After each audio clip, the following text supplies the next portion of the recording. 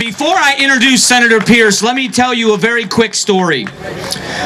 You know, Mayor Phil Gordon likes to go on television and say that people want to hurt him and people want to kill him and they've got threats against his life. And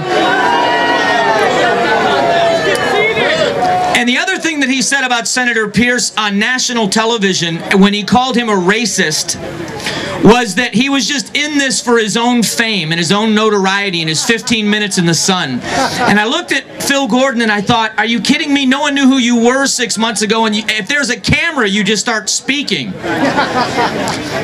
Senator Pearce is a fifth-generation Arizonan.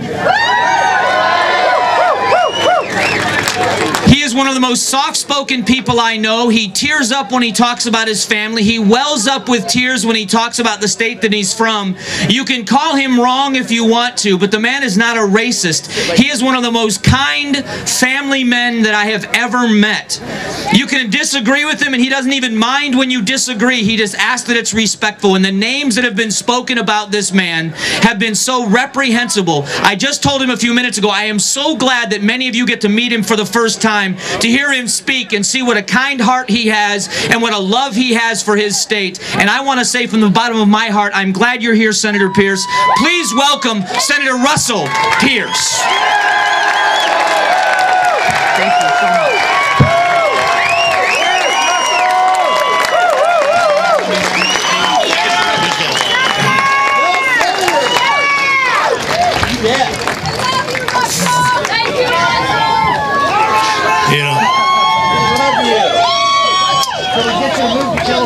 Let me tell you how much I love you guys. I am so grateful that you're willing to endure this heat, stand out here to hear some of the same rhetoric you probably have heard for a long time. Like you, I love this republic. Like you, have respect for those who respect us. Like you, I care deeply about the rule of law.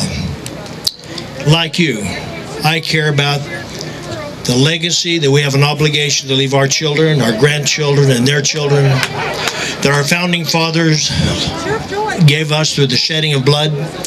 You know, as I introduced, and I've been in this battle for about a quarter of a century, probably a little bit more, of just about the rule of law. As a former law enforcement officer who's been shot at and missed and shot at and hit, a guy who cares deeply about the things that you care about, and I think about this battle that's gone on for this quarter of a century, and I think, wow, I mean, did it take us this long to have a national debate?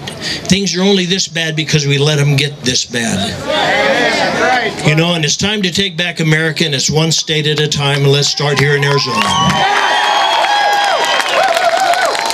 Folks, you know, we talk about statistics, and I can go through them like anybody. I mean, the deaths, the maimings, the cost, $2.7 billion just in hard cost to educate, medicate, and incarcerate those in this country illegally in the state of Arizona.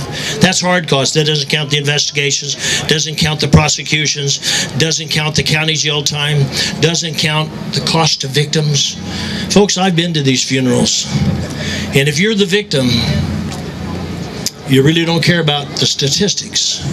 If it's your family, your loved one, your job that's taken, 26-year high unemployment, record foreclosures, I don't know what it takes to wake up America.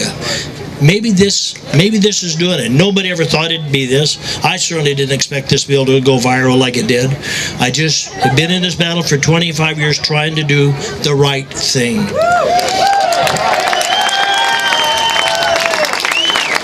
Now, I know it's hot, and it's miserable, and I don't want to keep you here all day long, but I want to thank you from the bottom of my heart. And I want to tell you, thank you.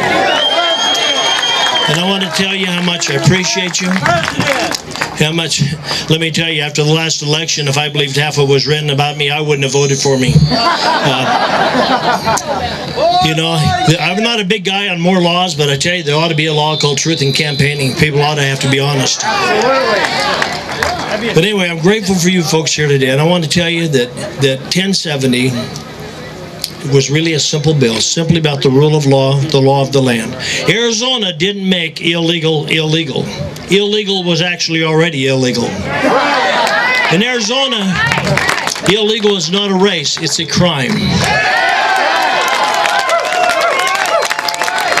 Our citizens, and I'll tell you, our laws must be enforced with compassion, but without apology.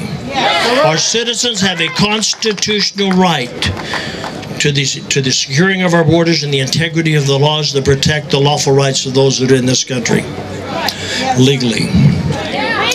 I want to tell you how much I appreciate you being here today. And again, we could go through a lot. I hesitate to take much time because I know it's hot. I know it's miserable. I know you've endured this whole afternoon.